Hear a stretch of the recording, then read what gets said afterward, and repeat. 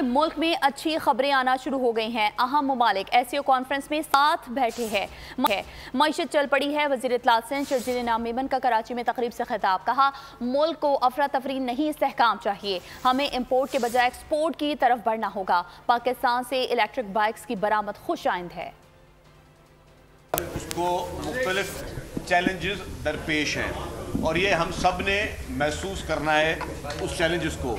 अगर घर का हमारा पाकिस्तान हम सब का घर है, अगर हमारा घर खुशहाल रहेगा तो हम सब खुशहाल रहेंगे। अगर पाकिस्तान को चैलेंजेस होंगे तो हम सब के लिए चैलेंजेस होंगे।